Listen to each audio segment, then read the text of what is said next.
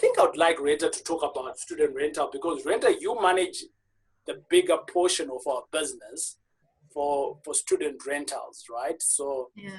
I think let me give this one to you. Yeah, and I almost want to, you know, for me, even though student accommodation is where I play the most, I almost don't want to give it a 5-star, because I think it's, especially for people that are just starting out, and in terms of monthly cash flow, for me, that's where I think your student accommodation will lose like 1 star in there.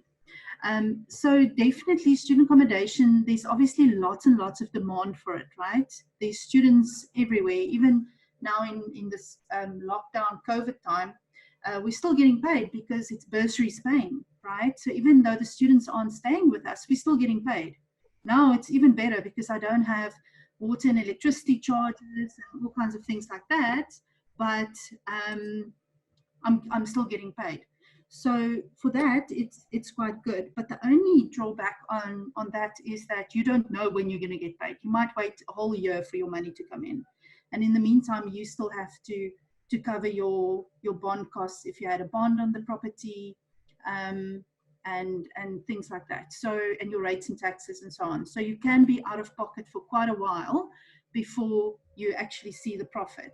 But once you get the profit, it's a lot more than what you typically can make in any other strategy in terms of your rental income.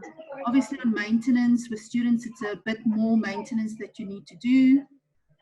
It's very, very difficult to outsource the management of it. So it's not really passive.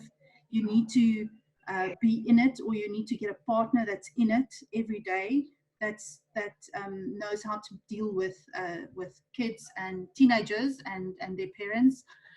But your profit margins are high. It's easy to find properties that work, right? Any property will work as long as it's within walking distance of a university, and you can, it has enough rooms and so on. But it's very easy to actually find. You're going to make money. Let's just put it that way. It's very difficult for beginners because I think that, you know, there's a lot, it's more a business that you're running more than just tenants. So you also need to have the business experience and that sort of thing as well. And then you can grow your portfolio quite fast, because as soon as you have a year or two of that income in there, it's quite high, and you can start financing against it and so on.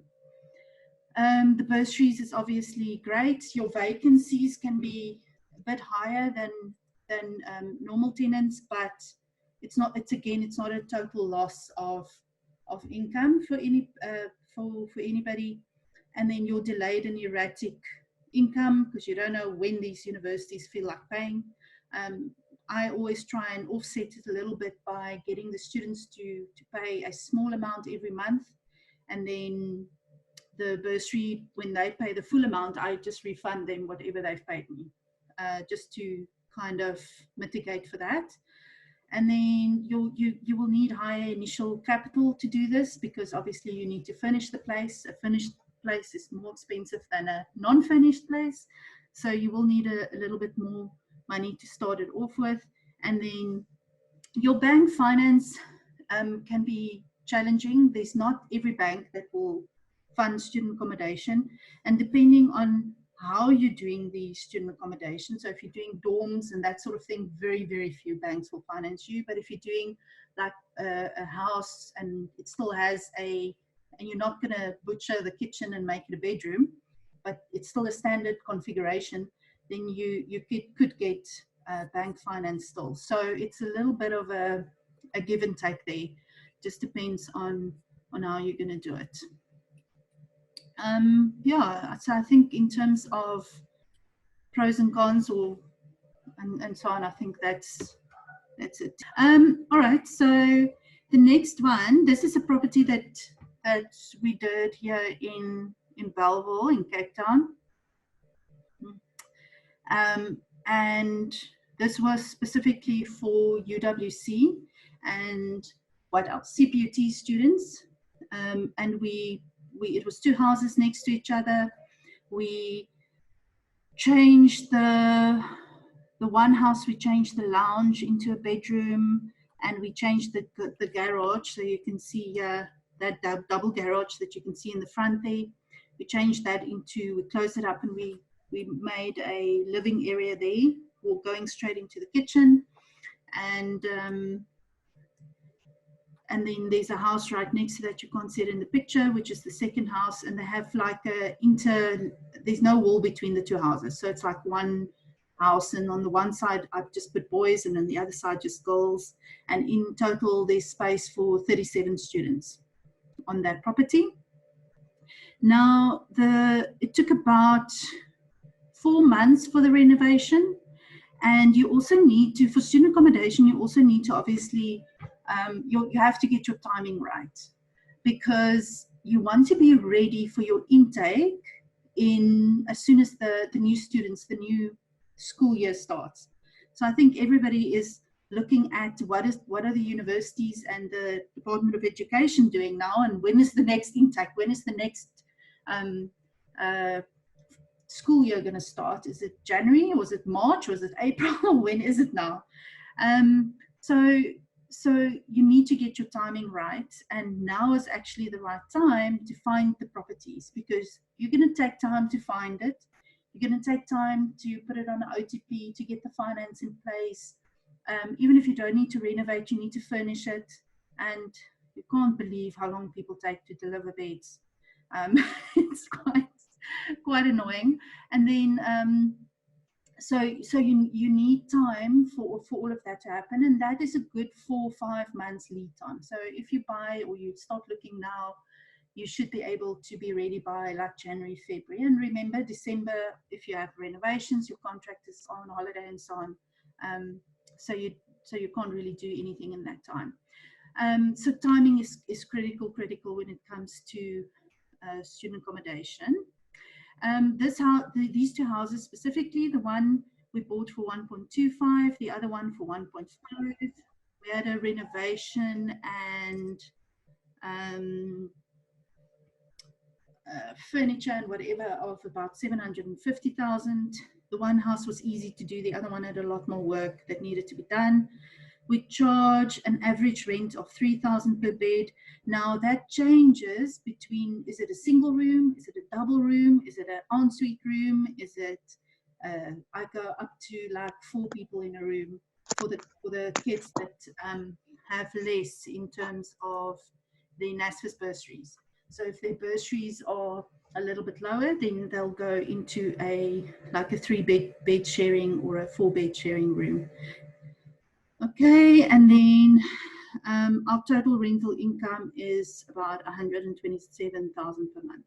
Now, that again, you kind of, we're saying it's per month, but it's not really per month, right? So you kind of get it every 4 months, 6 months, after the first semester type of thing, and then after the last semester again. So that is what I would say in terms of student accommodation. Good. Yeah. All right. So again, we've put in a course behind this, right? I mean, yeah. You did a comprehensive course around this. When you were doing the first student accommodation for the team, you couldn't find anyone who had material readily available for us to learn, right? And because you learned all of these things almost by try and error. Yes, exactly. And I think that goes back to also, you know, I was thinking, oh, okay, cool. I find the students and I get somebody to manage it for me. But literally, I couldn't find anybody that would really, really manage student accommodation for you.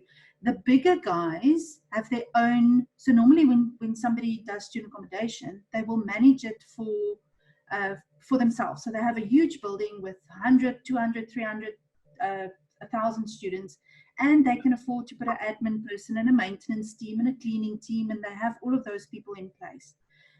Or you will get small guys that have a house or two that they're doing student accommodation, but they're doing it for themselves. And they can't really scale that to go big because they're doing it on the side and it's not their primary business, which is why I'm saying the business portion comes in quite heavily, because now you have to have employees, you have to have people to help you with the admin and so on if you're going to go bigger on this, right? So if you have 1 or 2 houses, you can manage it yourself.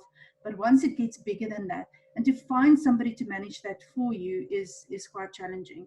So that was the first thing. And the second thing was, like you say, the information out there that's available about, how does NSFAS work? How do you claim as a private accommodation? How do you claim money from, how do you get that money? How do you get accredited? All of that stuff, it's just not available. It's different for every university. So it was literally going through that trial and error phase of it. How do you find students? How do you advertise? How do you market to these guys, to the students? It's between them and their parents. And that information was also not out there. So it was literally just me learning with my partner in my student house, just learning and managing these things as we went along. And we literally went from doing this little house, well, these two houses here, and we went up, and we're currently managing 350 students. Some of it is 4 and 5. Some of it we then started doing rent to rent, and I'm going to talk about that as well for students. And then we're also doing management for other investors as well. Good, awesome stuff. So you've packaged this now. This course is available. So again, I'd like to put a disclaimer. If you've never done a 2-bed, 1-bath or a house, please do not try this at home, right? Don't go out and do student accommodation. We don't want you to be burnt out. This is an exciting journey of property, and student accommodation is not for the faint-hearted. It can knock you down and over, right? I almost want to add that if you don't have children, you need to be the bad mom and the good mom that takes care of them and can scold them if they need to be scolded.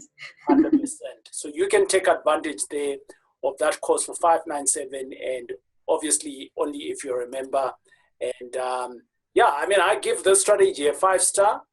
The income is good when it does come, and I like it.